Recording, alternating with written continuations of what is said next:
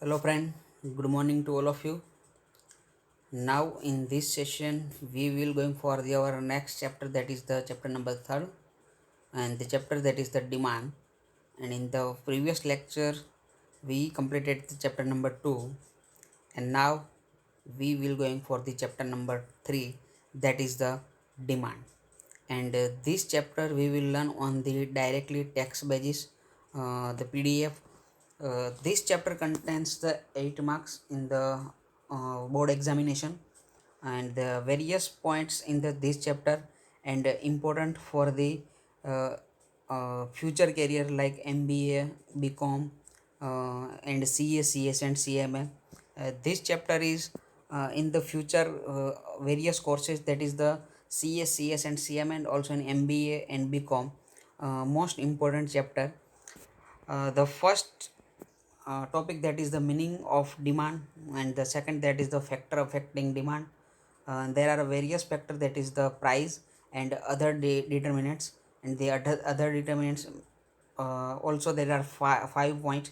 And the next, that is the demand function, law of demand, exception to the law of demand.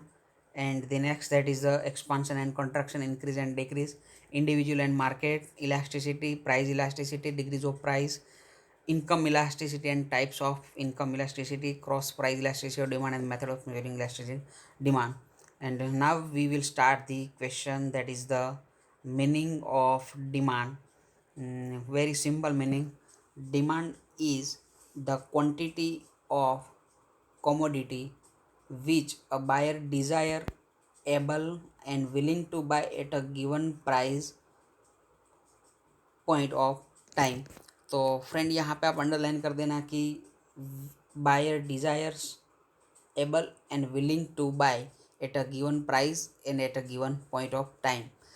यानी कि simple meaning है कि demand का meaning क्या होगा कि जो भी क्वांटिटी है कॉमोडिटी की, वो कॉमोडिटी की हम बात करें तो बायर की वहाँ पे डिज़ायर, इच्छा होनी चाहिए, उनकी एबिलिटी होनी चाहिए वो परचेस करने के लिए, एंड विलिंग टू बाय यानी वो रेडी होना चाहिए for the bye at a given price, जो भी प्राइस वो उस प्राइस के ऊपर, and at a given point of time, and जो भी टाइम हो उस टाइम, तो उनको हम क्या बोलेंगे, डिमांड.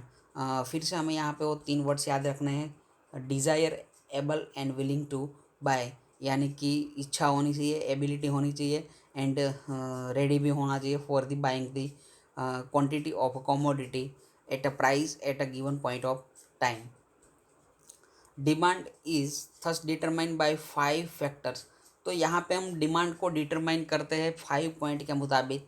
वहाँ पे भी अंडरलाइन कर दो कि namely desire, willingness to buy, ability to buy, a particular price and a particular point of time. All these 5 factors are essentials to define the demand. फिर से वो 5 पॉइंट मैं बोल रहा हूँ यहाँ पे. विलिंगनेस, एबिलिटी, अब सॉरी यहाँ पे डिज़ायर रह गया, desire, willingness to buy, ability, particular price and a particular point of time. तो अगर ये चारों पॉइंट की हमें ज़रूरत पड़ेगी, असेंशियल यानी कि चारों सॉरी 5 पॉइंट अगर होंगे तो यहाँ पे हम डिमांड बोल सकते हैं. आगे अलग अलग फैक्टर है जो डिमांड को अफेक्ट कर रहे हैं, उनके हम डिस्कशन करेंगे. तो मेनली हम देखें तो 2 टाइप्स या तो 2 डिटर्मिनेंट्स है, जहाँ पे first one that is the price, and the second one that is the other than price. तो यहाँ पे हम समझ लेते हैं कि प्राइस और अदर देन प्राइस में कौन कौन सा डिटर्मिनेंट्स है. तो डिमांड को जो यहाँ पे अफेक्ट कर रहे हैं उसमें प्राइस एक जो यहाँ पे बड़ा फैक्टर है कि जो डिमांड को अफेक्ट कर रहा है. हमें पता है कि अगर प्राइस इंक्रीज़ होगी तो हमें पता है कि हम डिमांड क्या कर देंगे, कम. और अगर प्राइस समझो कि डिक्रीज़ हो रही है तो हम डिमांड क्या करेंगे, इंक्रीज़ बढ़ाएंगे. Price of the concern good is the most important determinants of its demand. यानी कि जो प्राइस है जो मोस्ट इम्पोर्टेंट यहाँ पे फैक्टर या तो डिटर्मिनेंट्स है. व्हेन, अब यहाँ पे अंडरलाइन करना, इम्पोर्टेंट लाइन है आपके सिलेबस की, कि when price of good falls a rational consumer will buy more, that is demand expand. And when price falls a rational consumer will buy less, that is demand contracts. तो यहाँ पे हम बोल सकते हैं कि जब प्राइस क्या हो रही है, प्राइस ऑफ गुड्स फॉल्स, यानी कि जब प्राइस डिक्रीज हो रही है तो कंज्यूमर क्या करेगा, कंज्यूमर विल बाय मोर, यानी कि ज़्यादा परचेस कर रहा है, डिमांड क्या हो रही है, एक्सपांसन हो रही है। एंड जब प्राइस समझो कि फॉल्स हो रही है, यहाँ पे थोड़ी गड़बड़ हो गई है टाइपिंग मिस्टेक में बुक्स के अंदर, तो व्हेन प्राइस राइज, यहाँ पे आप लिख देना कि प्राइस राइजेस, तो कंज्यूमर की जो बाई क्या करेंगे, कम प्रोडक्ट परचेस करेंगे, that is the demand contract. तो यहाँ पे मैं फिर से बोल रहा हूँ कि अगर आपकी बुक्स में भी प्रिंटिंग मिस्टेक या फॉल्स लिखा है तो वहाँ पे लिख देना राइजेस, कि अगर प्राइस इंक्रीज या तो राइजेस हो रही है तो उससे जो कंज्यूमर है वो क्या करेंगे, विल बाय लेस, यानी कि डिमांड क्या कर देंगे, कम, तो उनको हम बोलते हैं डिमांड कॉन्ट्रैक्ट। तो यहाँ पे हमने आगे भी पॉइंट्स के अंदर देखे थे कि अलग अलग 2 पॉइंट आने वाले हैं आपकी बुक्स में, कि उसमें हम बात करें तो increase and decrease in demand and expansion and contraction of demand. तो जब उस पॉइंट आएंगे तो हम दोनों का मतलब सीखेंगे कि एक्सपांशन हम किसको बोलते हैं, कॉन्ट्रैक्शन किसको बोलते हैं, इंक्रीज एंड डिक्रीज ये हम दोनों पॉइंट के अंदर सीख लेंगे। लेकिन आपको इतना याद रखना है कि जब डिमांड इंक्रीज होती है तो उनको हम एक्सपांशन भी बोलते हैं, एंड अगर डिमांड डिक्रीज तो उनको हम बोलते हैं दैट इज़ द कॉन्ट्रैक्शन। आगे हम समझते हैं कि प्राइस का फैक्टर यहाँ पे कंप्लीट, कि आपको अंडरलाइन करना है व्हेन से लेके when price of good falls a rational consumer will buy more, that is demand expands, and when price falls a rational consumer will buy less, that is demand contract. And आगे हम बात करते हैं other determinants की। तो यहाँ पे first determinants जो है कि taste and preference of consumer. To the considerable extent, demand depends upon the taste and preference of consumer। तो हमें पता है कि जो डिमांड है वो किसके ऊपर डिपेंड है, taste and preference of consumer के ऊपर। This are associated with our likes and dislikes, यानी कि जो आपका टेस्ट है, आपका प्रेफरेंस है, अगर आप लाइक करते हो तो उस प्रोडक्ट की डिमांड आप ज़्यादा करेंगे। अगर आप डिसलाइक्स करते हो यानी आपको पसंद नहीं है, आपका टेस्ट एंड प्रेफरेंस नहीं है, तो वहाँ पे डिमांड आप क्या करोगे, कम, यानी कि डिमांड डिक्रीज हो जाएगी। If a person is fond of reading, his preference for reading will change with the age. तो हम पता है कि जो हमारी रीडिंग की जो प्रेफरेंस है वो हमारी एज के मुताबिक चेंज हो रही है। जब हम यंग एज के होते हैं तो हम अलग पुस्तक या तो बुक्स परचेस करके रीडिंग करते हैं। अब preference prefers to read story books at adolescent may prefer to read novels and at the old age may prefer to read spiritual books। तो जैसे ही आपकी एज चेंज होती है आपकी जो बुक्स रीडिंग करने का जो प्रेफरेंस है वो भी चेंज हो जाता है।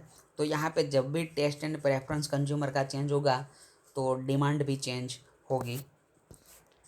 The next that is the income of consumer. तो अगर हमें पता है कि सिंपल मीनिंग है कि अगर आपकी इनकम इंक्रीज हो रही है तो आप डिमांड क्या करोगे, ज़्यादा करोगे यानी इंक्रीज।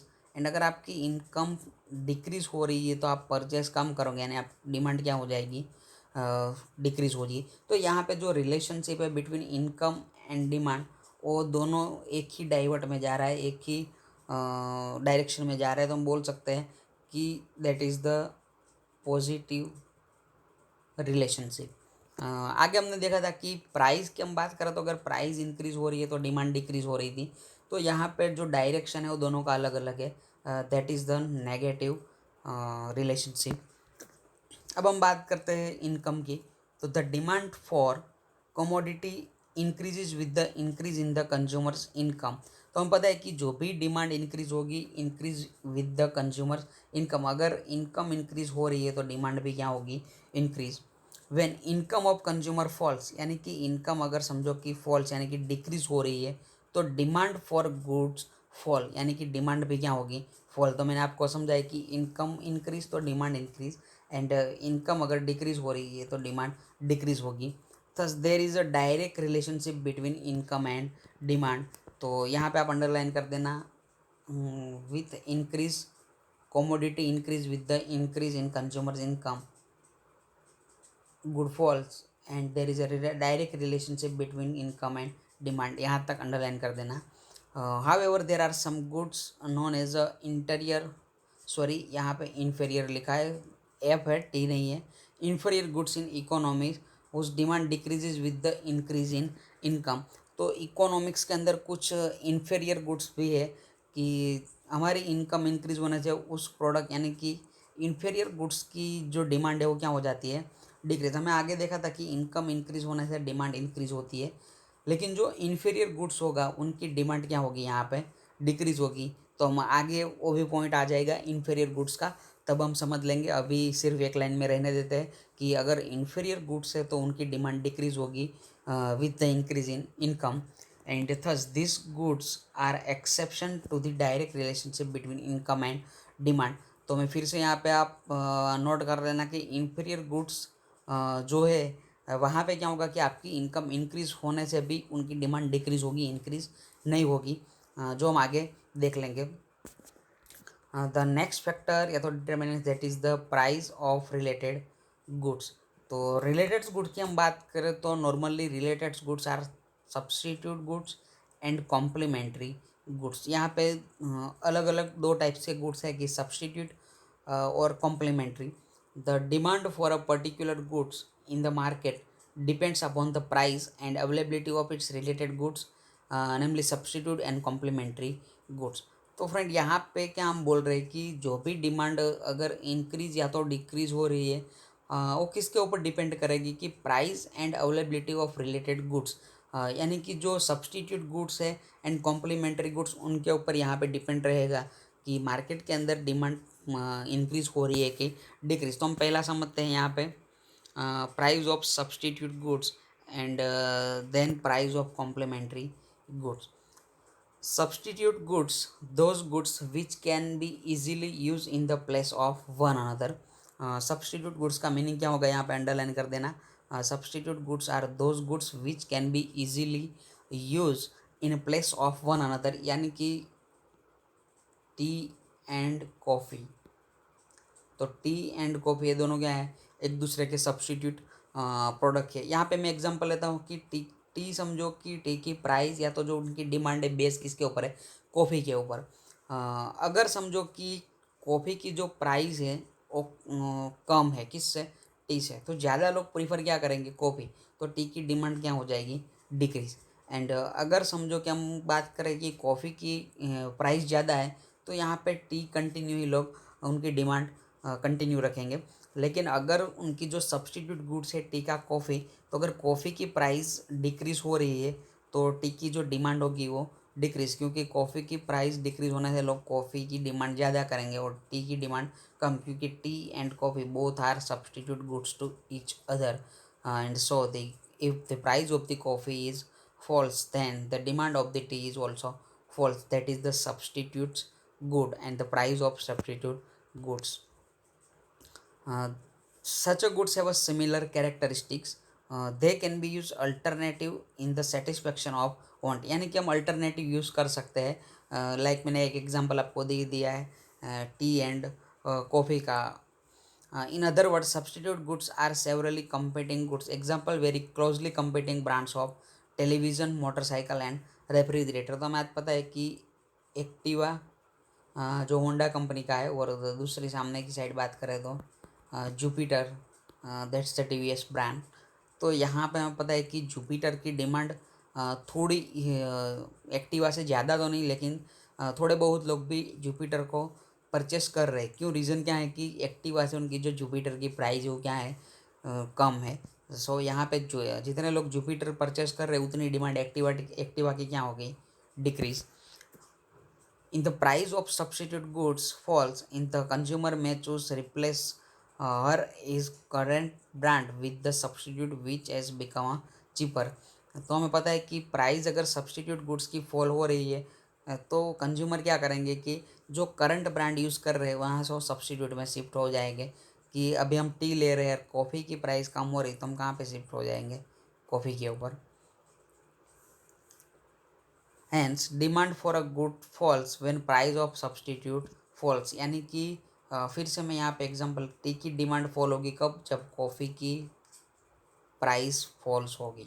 तो यहाँ पे वही लिखा है कि डिमांड ऑफ गुड फॉल्स, यानी कि टी की डिमांड क्या हो रही है, फॉल्स कब, जब प्राइस ऑफ सब्सटीट्यूट फॉल्स, यानी कि कॉफ़ी की प्राइस लो हो रही है या तो फॉल्स हो रही है तब। And the next that is the complementary goods. तो यहाँ पे क्या होगा फ्रेंड कि कॉम्प्लीमेंट्री यानी कि दोनों एक साथ ही होगी टुगेदर। हम बात कर रहे हैं कि व्हीकल हाँ and petrol.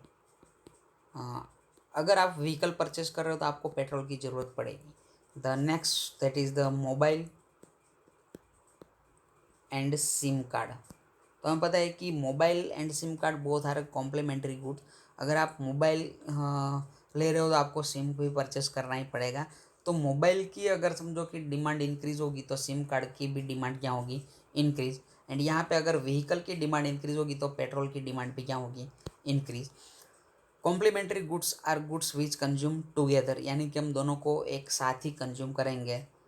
One good can not be consume without the other, यानी कि मोबाइल का यूज़ आप नहीं कर सकते हो, नॉट कंज्यूम विदाउट अदर यानी कि सिम के बिना। This must be consume jointly to satisfy a want a need, यानी कि जो भी हमको सेटिस्फेक्शन मिल रहा है अगर हम दोनों गुड्स को यूज़ करेंगे तभी मिलेगा। फॉर एग्जांपल यहाँ पे लिखा है कि mobile phone and SIM card, AC and electricity, spectacle frame and glasses, यानी कि हम फ्रेम अगर सिर्फ फ्रेम का यूज़ नहीं, वहाँ पे ग्लास भी हमें फिट करने पड़ेंगे। आपको ज़्यादा एग्जांपल याद रखने की ज़रूरत नहीं है, सिर्फ मोबाइल एंड एसी या तो व्हीकल का एग्जांपल याद रख सकते हो। If the price of complementary good rises then the demand for the original good fall and vice versa. अगर समझो कि कॉम्प्लीमेंट्री जो गुड्स है उनकी प्राइस इंक्रीज हो रही है, हम बात कर रहे हैं यहाँ पे पेट्रोल की, समझो कि पेट्रोल की प्राइस इंक्रीज होगी तो उनकी इफेक्ट कहाँ पे आएगी, व्हीकल के ऊपर। व्हीकल की डिमांड क्या हो जाएगी, डिक्रीज। तो यहाँ पे वही लिखा है कि if the price of complementary good rise then the demand for the original good falls and vice versa. अब समझो कि पेट्रोल की प्राइस डिक्रीज हो रही है तो व्हीकल की डिमांड क्या होगी, इंक्रीज।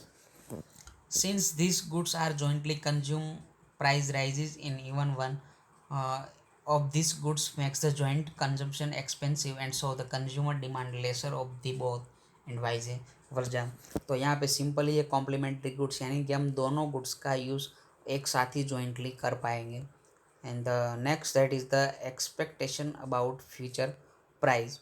तो अगर हमें समझो कि हम एक्सपेक्टेशन लगा रहे हैं कि फ्यूचर में कोई गुड्स है उनकी प्राइस डिक्रीज़ होने वाली है, यहाँ पे मैं लिख देता हूँ कि फ्यूचर में प्राइस डिक्रीज़ होगी, हम